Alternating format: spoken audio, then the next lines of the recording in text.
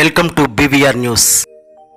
April 14 Bharat Ratna రాజ్యాంగ నిర్మాత doctor BR Ambedkar జయంతి. ఈ సందర్భంగా శుభాకాంక్షలు. డాక్టర్ బిఆర్ అంబేద్కర్ జయంతి సందర్భంగా వారి గురించి మరొకసారి తెలుసుకుందాం. భీమ్రావ్ రామ్జీ అంబేద్కర్ 14 ఏప్రిల్ 1891న జన్మించారు. 1956 డిసెంబర్ 6న కన్నుమూశారు. ఒక భారతీయ న్యాయవాది, వీరు ఆర్థికవేత్త, రాజకీయవేత్త మరియు సామాజిక సంస్కర్త. అతను దళిత బౌద్ధ ఉద్యమాన్ని ప్రేరేపించాడు. అంటరాని వారు, దళితుల పట్ల సామాజిక వివక్షకు వ్యతిరేకంగా ఉద్యమాలు చేపట్టాడు. మహిళలు, కార్మిక హక్కులకు భంగం కలగకుండా వారికి మద్దతుగా నిలిచి ఆందోళన చేపట్టాడు. స్వతంత్ర భారతదేశపు మొదటి న్యాయమంత్రి, భారత రాజ్యాంగం యొక్క ప్రధాన వాస్తుశిల్పి మరియు భారత రిపబ్లిక్ వ్యవస్థాపకుడు బాబాసాహెబ్ అంబేద్కర్ అని ప్రసిద్ధి చెందాడు. భీమ్రావ్ అంబేద్కర్ను అతని అనుచరులు ప్రేమతో బాబాసాహెబ్ అని పిలిచేవారు, ఎందుకంటే వారు అతన్ని తమ తండ్రిగా భావించేవారు. సమాజంలోని ఉన్నత వర్గ ప్రజలు, పేదలు మరియు అణగారిన వారిపై తీవ్రమైన దారుణాలకు, దోపిడీకి పాల్పడుతున్న సమయంలో భారతదేశంలో జన్మించిన వ్యక్తి యొక్క కథ ఇది. సమాజంలో తనపై ద్వేషం, అవమానం మరియు నిందలు ఉన్నప్పటికీ అతను అలాంటి పరిస్థితుల్లో ఉత్తమ విద్యను పొందాడు. ఈ కారణంగా అతను భారత రాజ్యాంగాన్ని సృష్టించాడు. 1891 ఏప్రిల్ 14న మధ్యప్రదేశ్లోని మౌ గ్రామంలో తన తండ్రి రామ్జీ మాలోజీ సత్పాల్ మరియు తల్లి భీమాబాయి 14వ బిడ్డగా జన్మించాడు డాక్టర్ భీమ్రావ్ అంబేద్కర్. ఇతని తండ్రి రామ్జీ బ్రిటిష్ సైన్యంలో మౌ కంటోన్మెంట్లో సైనికుడు. ఈ కుటుంబం మహర్ దళిత కులానికి చెందినది. ప్రజలు వీరిని చాలా తక్కువగా చూసేవారు. వారి కుటుంబం మహారాష్ట్రలోని రత్నగిరి జిల్లాలోని అంబవాడి గ్రామానికి చెందిన మరాఠీ కుటుంబం. సైన్యంలో పనిచేస్తున్నప్పుడు డాక్టర్ అంబేద్కర్ తండ్రి సుబేదార్ అయ్యారు. అతను ఎప్పుడు తన పిల్లల చదువు కోసం పట్టుబట్టారు. కొన్ని రోజుల తర్వాత అతని తండ్రి సైన్యం నుండి రిటైర్డ్ అయ్యారు. అతను తన కుటుంబంతో సతారాకు వెళ్ళాడు.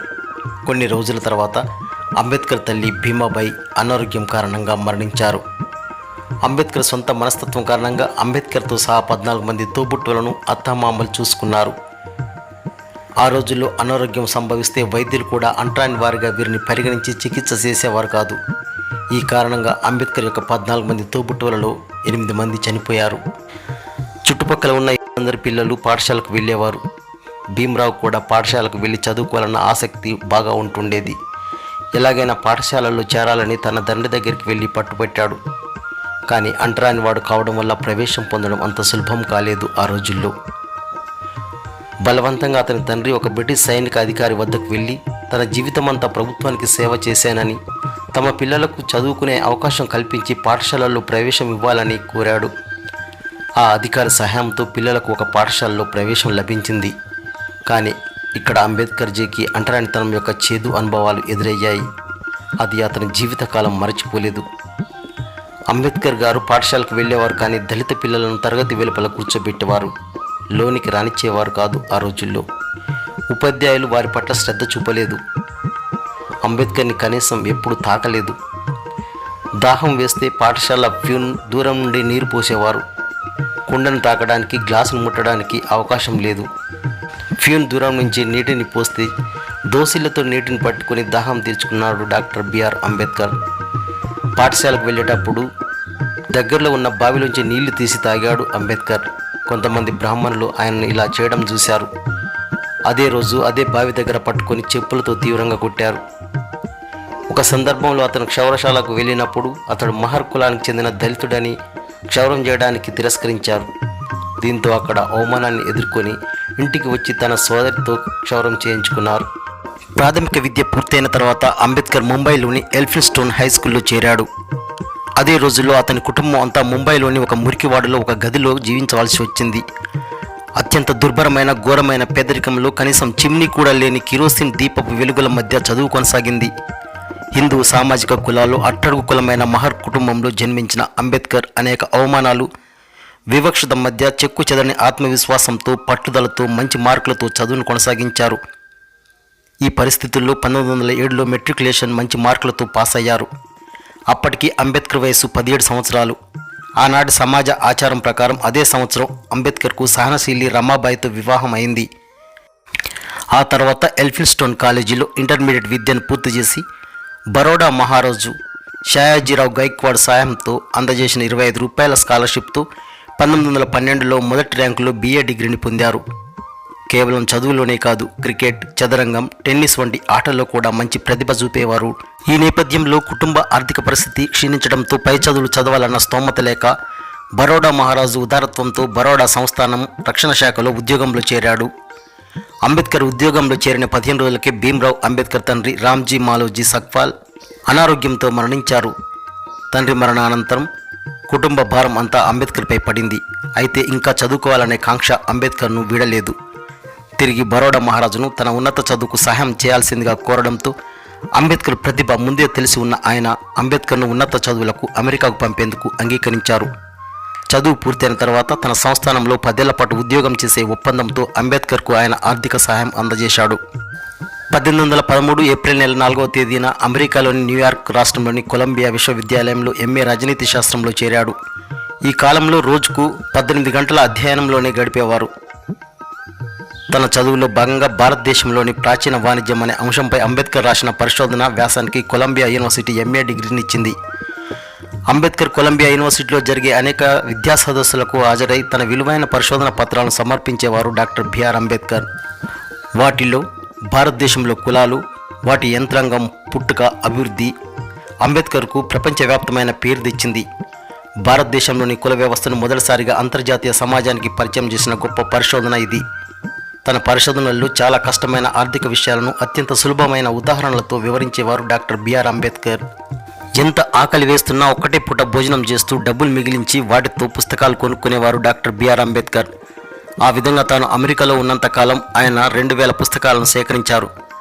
లండన్ వెళ్లి ఆర్థిక రాజకీయ శాస్త్రంలో DSc కోర్సు చేస్తుండగా స్కాలర్షిప్ ఆగిపోవడం వల్ల మధ్యలో ఇండియాకు రావాల్సి వచ్చింది. అయితే ఆగిపోయిన చదువును ఎప్పుడైనా తిరిగి మొదలు పెట్టవచ్చన్న లండన్ ఉపాధ్యాయుల అంగీకారంతో తిరిగి ఇండియాకు వచ్చారు. ఈ క్రమంలోనే ఆయన అమెరికాలో కష్టపడి సేకరించిన విలువైన వేలాది పుస్తకాలు పడవ ప్రమాదంలో సముద్రం పాలయ్యాయి. 1917 సెప్టెంబర్లో బరోడా మహారాజు సంస్థానంలో మిలిటరీ కార్యదర్శిగా ఉద్యోగంలో చేరాడు అంబేద్కర్. అంటరాని కులంలో జన్మించిన అంబేద్కర్ను సంస్థాన ఉద్యోగులు అనేక రకాలుగా అవమానించారు. ఆయన నివసించేందుకు ఇల్లు కూడా లేకుండా చేశారు. విధి లేని పరిస్థితిలో తిరిగి బొంబాయికి వెళ్ళిపోయారు. ఆ రోజుల్లో అంటరాని వారిని కనీసం చెరువులలో నీరు కూడా తాగనిచ్చేవారు కాదు. దేవాలయాల్లోకి సైతం రానిచ్చేవారు కాదు. ఆ పరిస్థితులలో 1927 మార్చి 19, 20 తేదీలలో మహారాష్ట్రలోని కొలాబా జిల్లాలోని మహత్ గ్రామంలోని చౌదరి చెరువులో నీటిని 10,000 మందితో కలిసి సామూహికంగా తాగారు. ఆ రోజుల్లో ఈ సంఘటన భారతదేశాన్ని కుదిపివేసింది. భారతీయ రాజకీయ ఆందోళనను తృప్తిపరిచేందుకు బ్రిటిష్ ప్రభుత్వం సైమన్ కమిషన్ను నియమించి భారతీయ రాజకీయ ప్రముఖులను కలిసి అభిప్రాయాలను సేకరించింది. ఈ కమిషన్ ప్రాంతీయ కమిటీలో అంబేద్కర్ సహాయకుడిగా వ్యవహరించారు. అల్పసంఖ్యాకులకు ప్రత్యేక నియోజకవర్గాలు కేటాయించాలని, ప్రాంతీయ పాలనలో రాష్ట్రాలకు పూర్తి అధికారులు ఇవ్వాలని, భారతీయులకు సుపరిపాలనా అధికారం ఇవ్వాలని, కేంద్రంలో కుల మతాలకు ప్రాధాన్యత ఇవ్వకూడదని, మంత్రుల అవినీతిని విచారించే హక్కు న్యాయస్థానాలకు ఉండాలని, ఎన్నికల ద్వారా అసెంబ్లీ సభ్యులను ఎన్నుకోవాలని డాక్టర్ బిఆర్ అంబేద్కర్ సైమన్ కమిషన్కు నివేదించారు. ముస్లింలకు, ఆంగ్లో ఇండియన్లకు, దళిత జాతులకు ప్రత్యేక స్థానాలు ఇవ్వాలని, ఖాళీగా ఉన్న ఉద్యోగాలు భారతీయులతో భర్తీ చేయాలని సూచించారు. నాటి నిమ్న జాతులు, ఆదివాసుల పరిస్థితులు ఎలా ఉన్నాయో తెలుసుకునేందుకు 1929లో ముంబై రాష్ట్ర ప్రభుత్వం EBH స్టార్టీ అధ్యక్షతన ఒక కమిటీ వేసింది. ఇందులో అంబేద్కర్ సభ్యుడిగా నియమితులై దళిత జాతి విద్యార్థులకు ఉమ్మడి కళాశాల స్థాపన, ఉపకార వేతనాల మంజూరు, వారి ఉన్నత విద్యాభ్యాసానికి, విదేశీ చదువులకు సహాయం చేయాలని ఈ నివేదికలో డాక్టర్ అంబేద్కర్ సూచించారు. దళిత జాతి విద్యార్థులను పోలీసు, మిలిటరీ సర్వీసుల్లోకి తీసుకోవాలని, వారికి వ్యవసాయ భూములు కేటాయించాలని మొదలైన అంశాలతో కమిటీ నివేదికను రూపొందించారు. పరిస్థితులు ఇలా కొనసాగుతుండగా అంబేద్కర్ భార్య రమాబాయి 1935 మే 27న అనారోగ్యంతో మరణించింది. అంబేద్కర్ కృషికి రమాబాయి పునాది లాంటిది. ఆమె మరణంతో కుంగిపోయి పసిపిల్లవాడిలా ఏడ్చాడు డాక్టర్ బిఆర్ అంబేద్కర్. నెల రోజుల పాటు ఆ దిగులులోనే మునిగిపోయాడు. ఈ విషాద కాలంలోనే బొంబాయి ప్రభుత్వం అంబేద్కర్ను లా కాలేజీకి ప్రిన్సిపల్గా నియమించింది. ఈ కాలేజీని నిర్వహించే తీరు చూసి స్పందించిన బొంబాయి గవర్నర్ అంబేద్కర్ను హైకోర్టు జడ్జి పదవి స్వీకరించమని కోరారు. అందుకు ఆయన అంగీకరించక ప్రిన్సిపల్ పదవికి సైతం రాజీనామా చేసి మళ్లీ పోరాటాల బాటపట్టాడు. యోలా మహాసభ స్ఫూర్తితో 1937లో మే 30న బీదర్లో ఏర్పాటు చేసిన సమావేశంలో పాల్గొని మనల్ని కనీసం మనుషులుగా ఎంచకుండా తాకేందుకు కూడా ఇష్టపడిన హిందూ మతాన్ని పట్టుకుని వేలాడడం అనవసరమని, హేతువాదాన్ని బోధించే మతం కావాలని సుదీర్ఘంగా విశ్లేషణ చేశాడు. ఉపన్యాసం ద్వారా అంబేద్కర్ కంటే గొప్ప దేశభక్తుడు ఈ దేశంలోనే లేడని ప్రముఖ పత్రిక టైమ్స్ ఆఫ్ ఇండియా కొనియాడింది. 1937లో భారతదేశానికి స్వయం స్ఫూర్తి కల్పించి ఎన్నికలు నిర్వహించే పని మొదలుపెట్టింది బ్రిటిష్ ప్రభుత్వం. దీంతో అంతవరకు తాను సాగిస్తున్న పోరాటానికి నిర్మాణాత్మకమైన రాజకీయ రూపమిస్తూ అంబేద్కర్ నిమ్న జాతీయుల కోసం ఒక సంవత్సరం ముందే 1936 ఆగస్టులో ఇండిపెండెంట్ లేబర్ పార్టీ ప్రారంభించారు. అంబేద్కర్ అధ్యక్షతన జూలై 1942 నాగ్పూర్లో జరిగిన అఖిల భారత నిమ్నజాతుల మహాసభలో 70,000 మందికి పైగా పాల్గొన్నారు. నిమ్నజాతుల విద్య కోసం ప్రత్యేక నిధులు కేటాయింపు చేయాలని, వారికి పరిపాలనలో ప్రాధాన్యతనివ్వాలని, పబ్లిక్ సర్వీసులో వారి జనాభాకు తగ్గ ప్రాధాన్యతనివ్వాలని, ప్రత్యేక నియోజకవర్గాల ద్వారా సభ్యుల ఎన్నిక జరగాలని ఈ సమావేశంలో ప్రతిపాదన చేసి పేద నిమ్నజాతుల కోసం భారతదేశంలో పోరాడుతున్న అన్ని సంఘాలను ఏకతాటిపైకి తీసుకువచ్చి విజయం సాధించారు డాక్టర్ బిఆర్ అంబేద్కర్. రాజ్యాంగ ముసాయిదా ప్రతిని 1948 సెప్టెంబర్ 11వ తేదీన సభలో ప్రవేశపెట్టిన సందర్భంగా చారిత్రాత్మక ఉపన్యాసం చేశారు అంబేద్కర్. 17వ ఆర్టికల్లో ఆయన పొందుపరిచిన అంటరానితనం నిర్మూలనను సభికుల హర్షధ్వానాల మధ్య ఆమోదింపజేశారు. రాజ్యాంగ భద్రత గురించి విశ్లేషణాత్మక ఉపన్యాసం చేసిన తర్వాత రాజ్యాంగాన్ని సభకు అందించారు. ఈ సందర్భంగా రాజ్యాంగ సభ అధ్యక్షుడు డాక్టర్ బాబు రాజేంద్ర ప్రసాద్ అత్యంత తక్కువ కాలంలో అద్భుతమైన దృఢమైన రాజ్యాంగాన్ని అందించిన అంబేద్కర్ జన్మ ధన్యమైందని ప్రశంసలతో ముంచెత్తారు. 1949 నవంబర్ 26న రాజ్యాంగ పరిషత్ రాజ్యాంగాన్ని ఆమోదించగా 1950 జనవరి 26 నుంచి రాజ్యాంగం అమల్లోకి వచ్చింది. రాజ్యాంగ రచనతో ప్రపంచ మన్ననలు పొందిన అంబేద్కర్ హిందూ ధర్మశాస్త్రాన్ని సమూలంగా మారుస్తూ మహిళల విముక్తి, భద్రత, సంక్షేమం ధ్యేయంగా తన శారీరక అనారోగ్యాన్ని కూడా లెక్క చేయకుండా 1947లో హిందూ కోడ్ బిల్లును రూపొందించారు. ఆనాటి 40 కోట్ల జనాభాలోని సగభాగంగా ఉన్న స్త్రీల జీవితాలని ఈ బిల్లు సమూలంగా మార్చివేసింది. హిందూ కోడ్ బిల్లుపై పార్లమెంట్లో సంవత్సరాల తరబడి చర్చ జరిగిన ఆమోదం పొందకపోవడంతో 1951 అక్టోబర్ 10వ తేదీన తన న్యాయశాఖ మంత్రి పదవికి రాజీనామా చేశారు అంబేద్కర్. సమాజంలో సగభాగంగా ఉన్న స్త్రీల సంక్షేమం కోసం తన కేంద్ర మంత్రి పదవికి సైతం రాజీనామా చేసిన మొదటి కేంద్ర మంత్రి అంబేద్కర్ కావడం మరో విశేషం. రాత్రింబవళ్ళు మేల్కొని సాగించిన రాజ్యాంగ రచన, హిందూ కోడ్ బిల్ తయారీ అంబేద్కర్ ఆరోగ్యాన్ని దెబ్బతీశాయి. ఇంత అనారోగ్యంతోనూ ప్రపంచ బౌద్ధ సాహిత్యంలో తలమానికమైన గొప్ప గ్రంథం బుద్ధ అండ్ హీస్ ధమ్మను రచించారు. ఈ రోజుల్లోనే తన జీవితంలో తనకు ఎదురైన అన్ని చేదు అనుభవాలను పునరాలోచించుకొని ఆత్మవిమర్శ చేసుకొని బౌద్ధ ధమ్మాన్ని స్వీకరించేందుకు నిర్ణయించుకున్నాడు అంబేద్కర్. హిందూ మతంలోని అంటరానితనం వల్ల మాత్రమే తాను బౌద్ధాన్ని స్వీకరిస్తున్నానని ప్రకటించి 1956 అక్టోబర్ 14వ తేదీన నాగ్పూర్లోని దీక్షా భూమిలో బౌద్ధ భిక్షువుల సమక్షంలో 5 మిలియన్ల మంది అనుచరులతో బౌద్ధ ధర్మాన్ని స్వీకరించి తను హిందువుగా పుట్టిన, హిందువుగా మరణించను అన్న తన మాటలను అక్షరాలు నిలబెట్టుకున్నాడు. తర్వాత అదే సంవత్సరం నవంబర్ 14వ తేదీన నేపాల్లో జరిగిన 4వ ప్రపంచ బౌద్ధ మహాసభలో ఆరోగ్యాన్ని సైతం లెక్క చేయక పాల్గొని చారిత్రాత్మక ప్రసంగాన్ని చేశారు అంబేద్కర్. జన్మించింది మొదలు ఎన్నో అవమానాలను భరించి తన జీవితంలో ఎదురైన ప్రతికూల పరిస్థితులను తనకు అనుకూలంగా మార్చుకొని తాను ఎదిగి మొత్తం దేశాన్నంతా ప్రపంచ దేశాల స్థాయికి తీసుకెళ్లి భారతదేశ ప్రజా విముక్తిని సాధించిన మహా వ్యక్తి అంబేద్కర్ 1956 డిసెంబర్ 6న మరణించారు. ఈ వార్త విని యావత్ భారత ప్రజానీకం రోధించింది. లక్షలాది మంది ప్రజల సమక్షంలో బొంబాయి నగరంలోని దాదర్లో బోధసత్వుని భౌతిక కాయానికి అంత్యక్రియలు జరిగాయి. ఈ ప్రాంతము చైత్యభూమిగా ప్రసిద్ధిగాంచింది. భారత ప్రధాని, రాష్ట్రపతితో సహా ఎన్నో ప్రపంచ దేశాల అధ్యక్షులు, ప్రముఖులు అంబేద్కర్కు శ్రద్ధాంజలి ఘటిస్తూ సంతాపాన్ని వ్యక్తం చేశారు. అంబేద్కర్ పుట్టిన తర్వాత 100 ఏళ్లకు 1990లో ప్రభుత్వం ఆయనకు దేశానికి అత్యుత్తమ సేవలు అందించిన వారికి ఇచ్చే ప్రతిష్టాత్మక భారతరత్న అవార్డిచ్చి ఆయన పుట్టినరోజును సెలవు దినంగా ప్రకటించింది. బాబాసాహెబ్ మరణించిన తర్వాత ఆయన మీద ప్రేమతో దేశ ప్రజలు ఎన్నో ప్రాంతాలకు, వీధులకు, సంస్థలకు గుర్తుగా ఆయన పేరు పెట్టి స్మరించుకుంటున్నారు. దేశవ్యాప్తంగా కోట్లాది కూడల్లో, వీధుల్లో, వాడల్లో ఆయన విగ్రహాలను ఏర్పాటు చేసుకుని ఆధునిక జాతిపితగా అంబేద్కర్ను గుర్తిస్తూ నిత్యం తమ హృదయాల్లో స్మరించుకుంటున్నారు.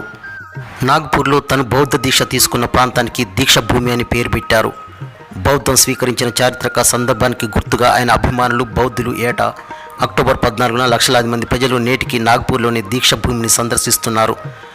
అంబేద్కర్ ధమ్మ దీక్షకు కార్యదర్శిగా వ్యవహరించిన గోడ్బోలే 11 ఎకరాల్లో శాంతివనం అభివృద్ధి చేసి బోధిసత్వ డాక్టర్ అంబేద్కర్కు చెందిన అపురూప వస్తువులతో విలువైన మ్యూజియంను ఏర్పాటు చేశారు.